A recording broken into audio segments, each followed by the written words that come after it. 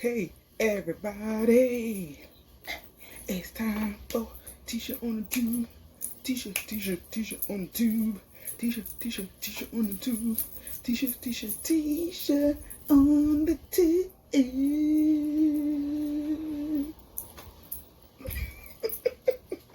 How y'all doing?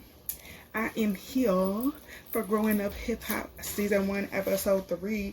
Ooh, this episode was a mess. Well, it was a gateway to the mess. So, it continues from last week. Lil Mama's party. Like I told y'all, you know, Lil Mama saying that parties don't get popping until about 12, 1 o'clock. Regular New York parties or whatever. Spine is crooked. It's whatever. I gotta do something with this weekend. Yeah. So, yeah, she's right. Parties jump off at about 1 or whatever, depending on where you go. But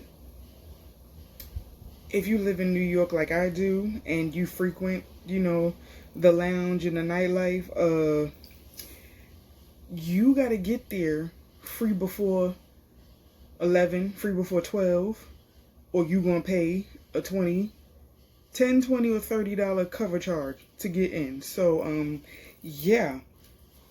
I don't think it was smart for Lil Mama to just, like, not care to show up at her party on time. And a lot of people left. JoJo, Angela, a lot of people left. Brittany, they came there, was nobody there. So they left because they're thinking, you know, the party is going to be from the time it starts to whatever time it ends. So her not showing up, people felt the way or whatever. So JoJo feels like the talk won't be good. Angela was there. Angela showed her face. Angela was irritated because, you know, Angela has a child. So she has to get back home to her child. And so does JoJo. JoJo has a whole fiance. He has a whole daughter. They got to get back to their kids. And then Lil Mama shows up as they're leaving. Like, oh, you leaving? Come in for a second. He like, yo, I was sitting in the section drinking pineapple juice looking like a fake Diddy. Like, we got to go or whatever. And she's like, oh, my bad. She's like, you know, well, parties usually don't, you know, jump off until 1 o'clock or whatever. And he was like, yeah, you know, Angela was here. And she's like, oh, wow, okay. So then she says in her confessional, you know, well, Angela was there, but she left.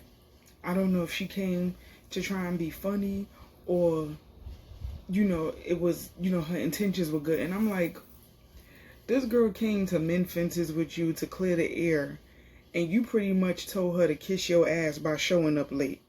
So I'm not kind of like, you know, on Growing Up Hip Hop Atlanta, I was feeling Lil Mama. You know, I didn't have a problem with her, but I don't like this. I don't like how she's acting on New York. I don't like this. I don't like this side of her at all. And usually I feel sorry for her because I feel like people pick at her like she's the scapegoat of the industry. But this right here, I don't like it. So,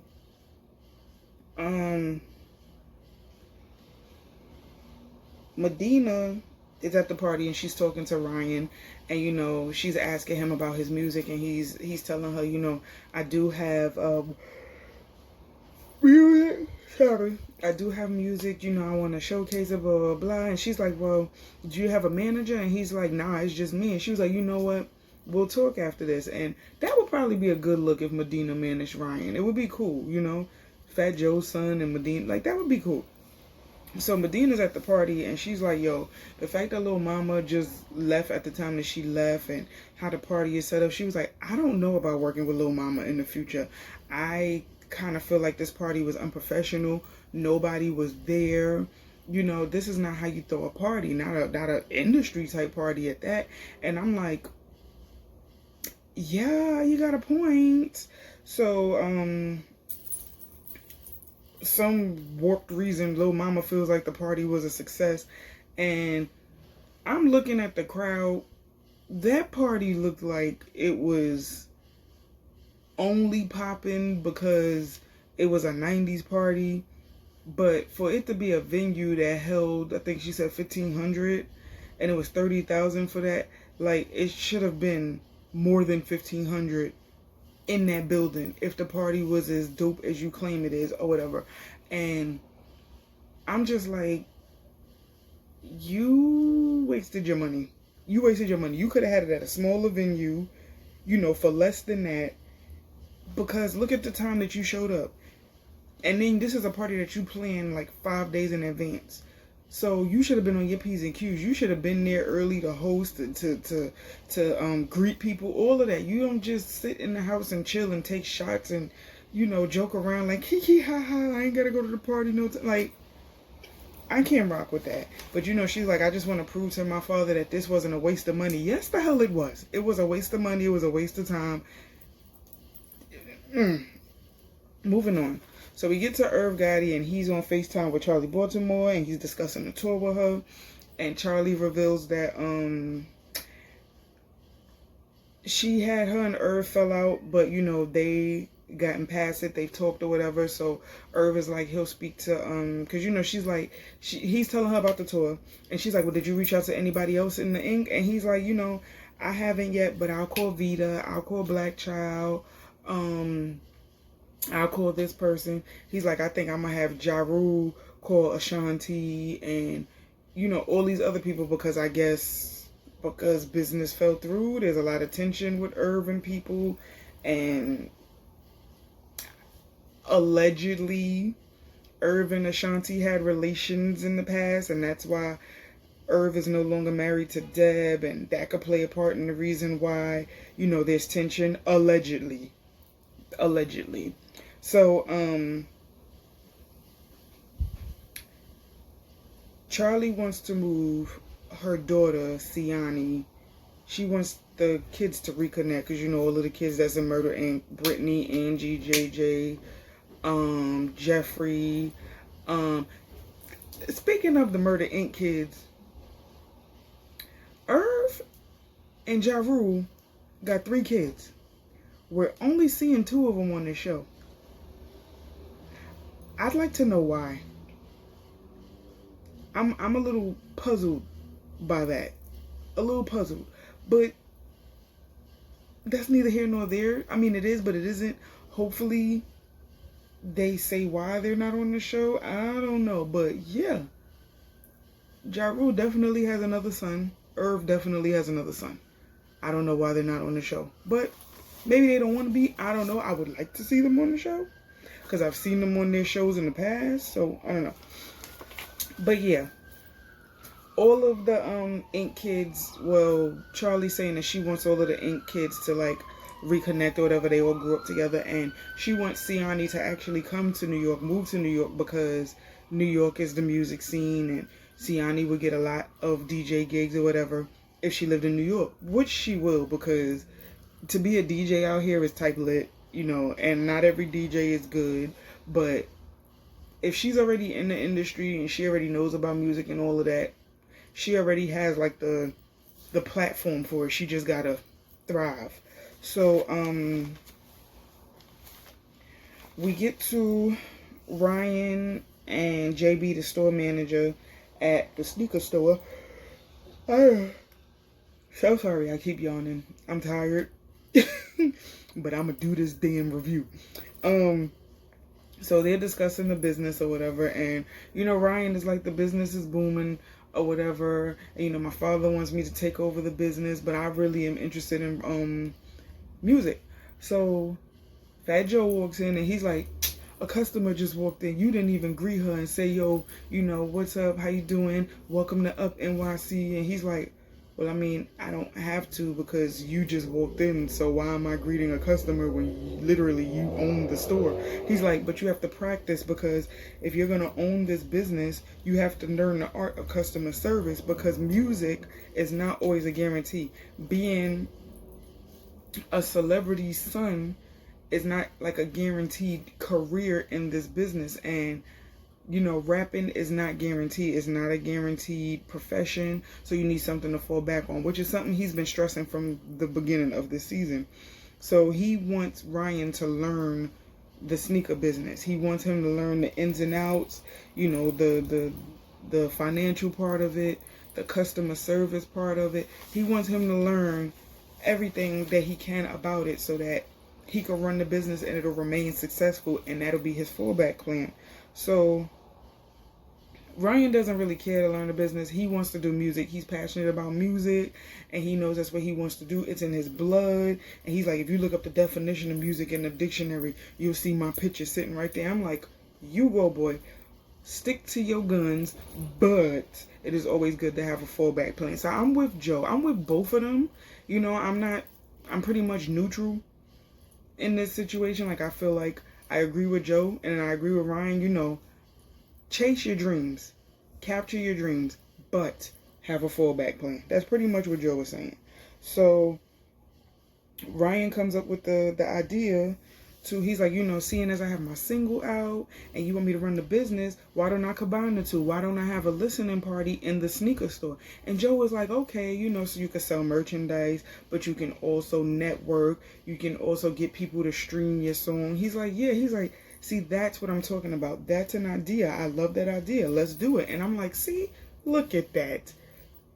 Combining communication, collaboration. Love it. So, we get to Designer and her brothers, Man and Flea, and she's telling them about the date with YDB.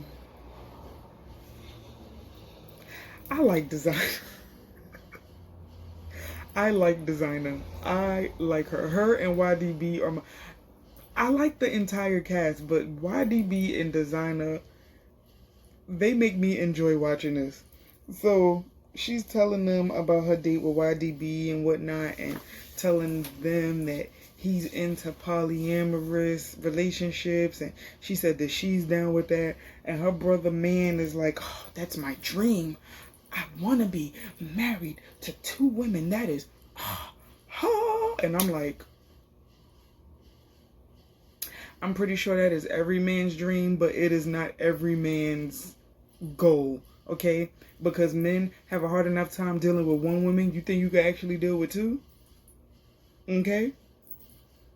You gotta be very, very, you have to be very mentally, emotionally, everything ready for that. Because boy, it is more than just sex. There's a lot more that goes into polyamorous relationships. So, you know, Designer's just like, you know, I'll just see where it goes. But, you know, I enjoyed my date with him. He's funny. He made me laugh. It was colorful. It was a breath of fresh air. I enjoyed my date with him. So,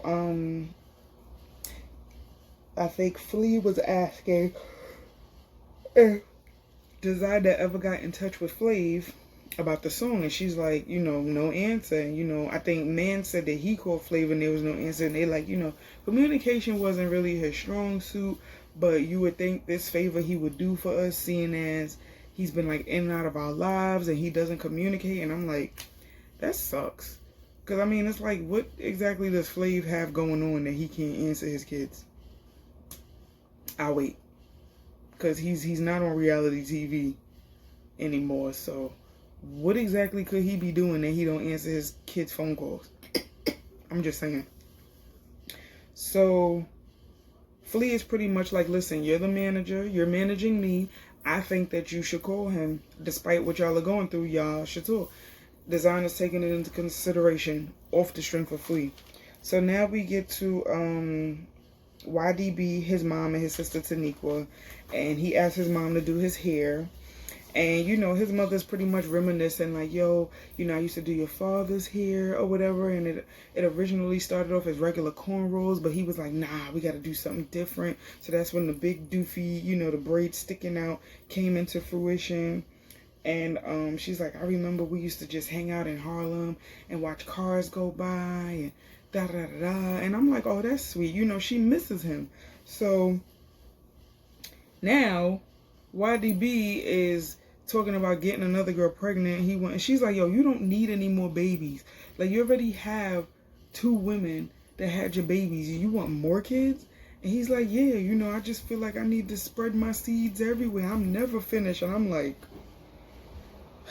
this dude really thinks that he's like creating a garden right now. Like, I can't. So his mother is like, nah, you already got enough on your plate. You don't want to add more to that.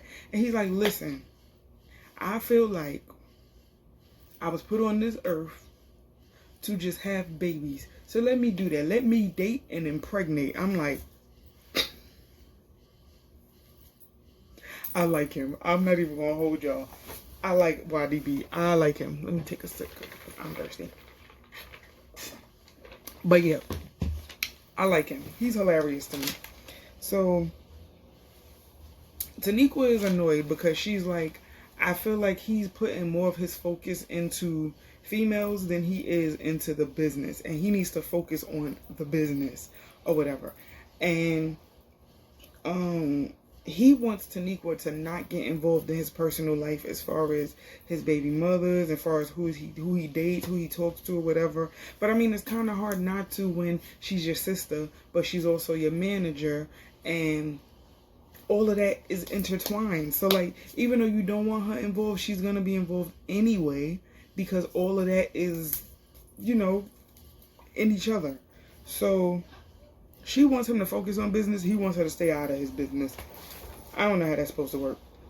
So now we get to Brittany and Angie meeting up with Siani, and she introduces herself. You know, that's Charlie Baltimore's daughter, which anybody, Ray Charles, can see that is Charlie Baltimore's. She has Charlie Baltimore's entire face, the whole face. Charlie could not deny her if she wanted to. But she introduces herself. She says that her DJ name is DJ Siani Love. She wants to be known in New York. She currently DJs in Philly, I believe. So, Angie asked her if she missed Philly, and she's like, hell no. Like, I would much rather be in New York, because I know this is like the hip hop scene, and people, you know, people are recognized, and, you know, in the industry, you know, and also like the nightlife or whatever. If you're a DJ, you get recognized or whatever.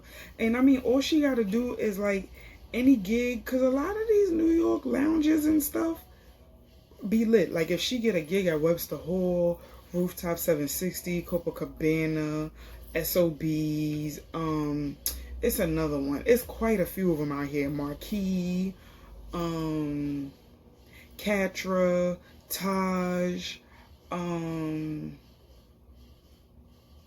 Parish. Like, it's so many lounges out here. If she float around those, especially the hot spots, because Rooftop 760 tends to be a hot one, especially on Saturdays. And Hudson Terrace is another one. If she does like yacht parties are the ones to do too, because those is like those make money, because sometimes it'll be the ones where it's like $40-$50 unlimited food and all of that stuff, and open bar and all of that. So if she do that, and then she's on a boat for like 4 hours, she would make bread. So like, she has so many options. Like, there's so many ways that she could go around and network and get her thing, put her thing down, flip it and reverse it. Okay, so they were asking if they all think that Murder Inc. will be popping in this era, and Angie is like, it would be so different or whatever. But they were like, they like the fact that it's not really popping, because they could live normal lives. Like, they don't have to go anywhere and be bombarded by people who are fans of their parents. They could just go walk down the street and be regular people, which I get it or whatever, but you know, they secretly like being known secretly. So they all, you know, they invited Siani to YDB's party or whatever, and they left on that note. So now we get to Lil Mama and OnStar in the studio. Now Lil Mama is feeling the effects of staying up late at that party or whatever, and I'm like, so she's like, I'm exhausted. I don't even know if I'm gonna finish this session or whatever, and I'm like, but your priority was this party, right? So OnStar and her other brother are letting her know, yo, people left the party early because you decided to drag your feet and come when you wanted to. And they were like, she was like, yo, yeah. She was like, well, who else left? I know JoJo left, but who else left? They was like, Ange left. She came there to speak to you, but you wasn't there. She's like, see, me and Ange have this, we don't have beef, but I just feel like it's unspoken tension, because when we used to go to church together, I felt like it was a whole, you know, like two-sided different worlds type of thing going on. Like, she would sit on one side where it was for the rich people, and I was on the other side where it was for the poor. And I just feel like Angela always felt that she was better than me or whatever. And they're like, well, you really need to have that talk with her. Like, you missed her at the party last night. You need to have that talk with her. So after they say that, Captain, the dad, comes in and he's asking about the party. And she's like, well, what do you think we should do about the party? He's like, yo, get your money back. I'm like, oop. So,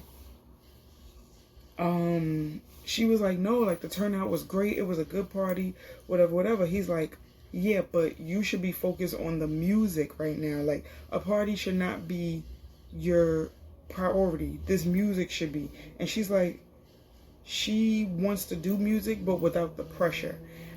But my thing is, so if you want to do music without pressure, then what exactly were you doing in Atlanta for the 6 months that you were out there? Were you not doing music? Were you just, you know, pussyfooting around? Like, what were you doing that your father is so on you about doing this music? Because he's like, you know, the people waiting. I'm like, not really, but really. You know, I don't think people care either way whether Lil Mama does music or not. What I will say is Lil Mama needs to keep up with the acting, because she's a hell of an actor, and modeling. She looks good, whoever styles her. So music, I don't know. If she doesn't feel passionate about it anymore, then don't force her. And she shouldn't force herself if it's not something she wanted to do. When she was on Growing Up Hip Hop Atlanta, she said she wanted to sing. I don't know what happened with that. So it's like, honestly, and Lil Mama is still young. So it's like she just all over the place still trying to figure herself out. That's what I'm getting from it. Because if she went to Atlanta for 6 months and she linked up with Deb and she was in the studio doing music, then why doesn't she have music out now? You know what I'm saying? Like, so I just feel like she's not passionate about music anymore, but I do feel like she should stick to acting and modeling for sure, because she's good at those. Not to say that she sucks at rap, but because she's a phenomenal rapper. She can rap. It's just that her music isn't like, you know, like Lip Gloss was cute because that was for our age range or whatever. Shorty Get Loose was cute too because that was for our age range. Nobody really cared about G-Slide Tour Bus. I thought the song was cute, but nobody really cared about it. But Sausage was a bop. Sausage is a bop. You know, like, she has songs out there that's like lit, but nobody's really checking for it like that now, you know, if you know what I mean. So yeah. But okay, so now, ooh, this is a lot. We get to YDB's party. And, you know, Tanika is like, you know, I know me and my brother, we clash and we bump heads, but I just want him to enjoy his party. And I hope he likes it. I got him a vegan cake. I did the decorations. We had a bowling alley. I just hope he enjoys it and it eases the tension. So people start to arrive or whatever. And,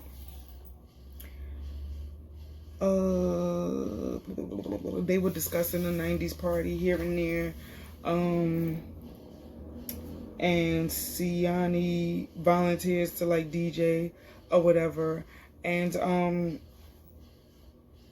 Medina is looking to work with her because she feels like she's driven, like she's passionate, and she wants to help her out or whatever, get her name out to the forefront or whatever. So YDB and his baby mama, his second baby mama Angela, arrive. And Taniqua is showing him around like, Jesus Christ, cop cars. Taniqua is showing him around like, yeah, here's your cake. Look at the decorations. You know, do you love it? And he's just like birthday Zilla. So he's pretty much like not really caring about what she's saying or whatever. And you know, Taniqua's like, I don't want this to be tension. Like, I want him to enjoy his birthday, but he's giving me stink face. Like, he doesn't even care about what I'm saying. So OnStar is talking about his single with the girls, and he's like, yeah, I got a single out called Queen, because, you know, I'm all about female empowerment. So Medina's like, look at you trying to get on the girls' good side. And he's like, no, like, you know, I love women, and I love to, like, empower all of them, you know. So Then when the girls go away, it's just Medina and Arnstein talking. She's asking him about Vina, and he says him and Vina are in a platonic relationship. And Medina is like, what exactly do you mean by platonic? Because to me, that means an open relationship. He's like, no, we're just friends. So Medina's like, nah, usually when you say you're in a platonic relationship, that means that y'all are in an open relationship. Yeah, y'all haven't done anything, but y'all are dating other people. So then he goes on his phone and he's like, Siri, what's a platonic relationship? So Siri is like a friendship where it's, love and affection, but it's not sexual. So he's like, thank you. I'm like, did he really just ask Siri what's platonic? But I'm like, Medina has her own definition of platonic relationship pretty much. So JoJo arrives, says hi to everybody, and YDB, Tanika, and Angela are having a conversation. And he's like, yeah, I want Angela, and I think his other baby mother's name is Maria. I want them to live in the same house together. And Tanika is like, you sure that's a good idea? And he's like, yeah, it's cheaper, and all the kids are together. It could work. Angela is like, I ain't with it. So Tanika was like, first of all, Maria is already batshit crazy. Angela is not with it. How you think that's gonna work? And he's like, nah, if I got all my ladies in the house together, all of the kids who learn, that'll be a whole lot of knowledge, because women, women are a gift. Like they have, what did he say? Every woman has a gift, and they can learn from each other. They're not just mothers, they're teachers, and my kids they'll be good. And I'm just like, bro, you sound like you want to run a brothel. That's what you sound like you want to do. A brothel with your kids. And then both your baby mamas is crazy. And you trying to add designer into the mix. And she a little crazy. She a little cuckoo. Okay. So Tanika is just like, yo, you really don't think that you'll be dipping back and forth between baby mama and baby mama, and then you trying to add designer into this? And I'm like, right. He's like, nah, it'll work, whatever. Like, I love women, and I need to have babies. That's it. So Angela's not with it at all, clearly. So designer arrives, and she's like, hello, darling, giving him a hug and everything. And he introduces designer to Angela. I've been calling, they done said her name so many times on this show. I have been calling Angela Alicia, Ashley. It wasn't until tonight it dawned on me that her name was Angela, because I've been calling her everything but her name. But okay. So designer arrives and they say hey or whatever. And designer could feel like a little heat coming from Angela, because they're both blindsided. So if anything, they should both be mad at YDB, because he didn't warn either or of the other. Like, he didn't say, oh, Angela, I've been talking to this girl and we friends. Like, he didn't say nothing. He didn't prepare neither one of them. So flip my page. So he's like, yeah, this is Angela, my wisdom. He ain't even say Angela, my lady, Angela, my baby mama. He said, this is Angela, my wisdom, and she currently pregnant with my baby. So designer's like, oh, okay. She's like, I love the ladies. I go both ways, but you ain't warned me about a baby mama. You ain't warned me that she would be here, and you ain't warned me that she was pregnant. And then on top of that, she ice grilling me. I'm the ice queen. I'm like, yo, I love designer. So designer's a bit thrown off or whatever, but she congratulates them, classy. So then we get back to Medina and Ryan. They discussing the single release party.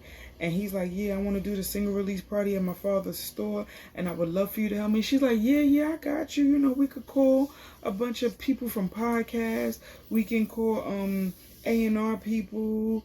We could, we're going to network and we're going to get it popping. I'm like, yo, Medina and Ryan would probably be a good fit. Because I think Medina knows what she's doing. She sounds like she knows what she's doing.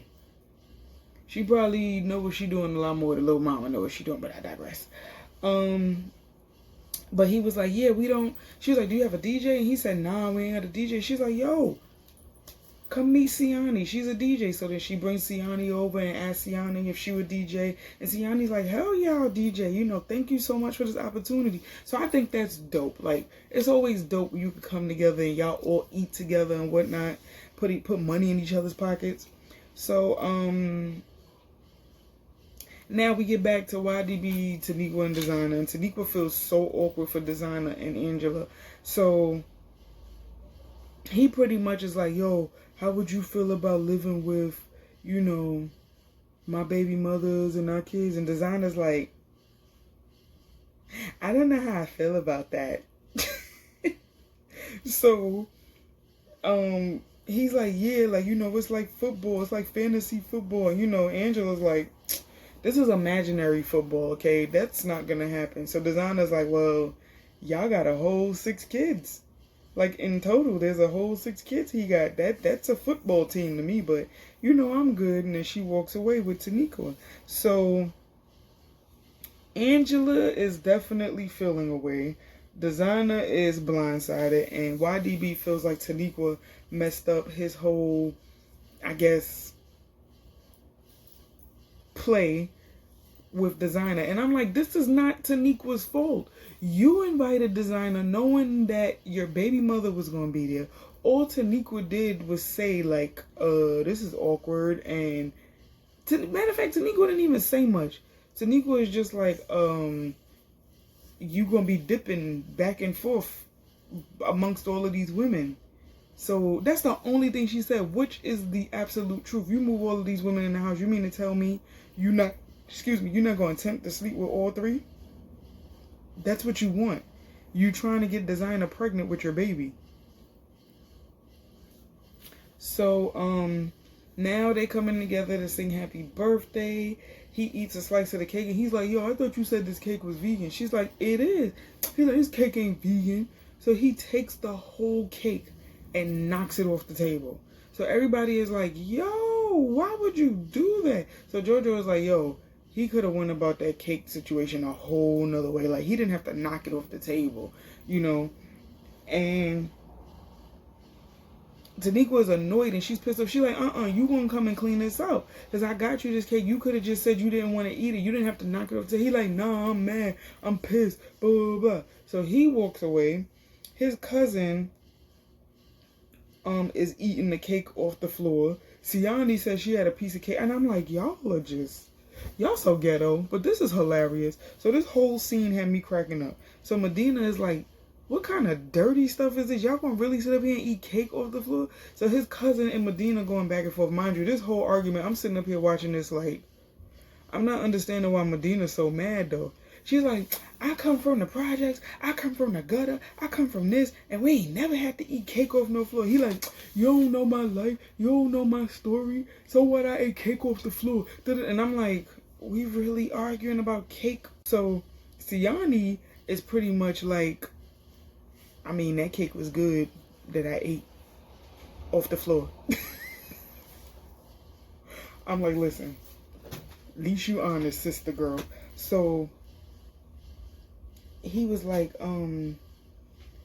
she was like, yeah, I used to, I went to jail or something like that for, credit card fraud and da-da-da-da. You don't know my life. He's like, nah, you used to strip and do porn star stuff. And I'm like, this is a weird, even Brittany was like,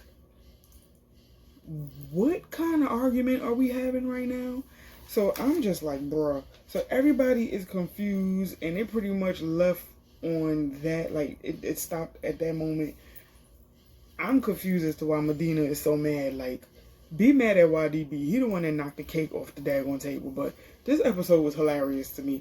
I really like this friggin', New York chapter of Growing Up Hip Hop. I have never laughed so hard in my life, okay? In all of the Growing Up Hip Hops. This is the funniest chapter to me. But yeah, next week, I guess the big thing is Lil Mama and Ange finally having a conversation, which I hope they do, because Ange always got some type of beef or awkward tension with somebody. It's a mess. But yeah, that'll be the next episode. This was episode 3. You guys tell me how you like the franchise so far. Please like, comment, subscribe, and tell a friend to tell a friend to tell a friend to tell a friend to tell a friend to tell a friend to tell a friend about T-shirt on the tube. I said T-shirt on the tube. T-shirt, T-shirt, T-shirt, T-shirt, T-shirt on the tube. Ooh, Thank you so much for watching. I'll see you in the next video.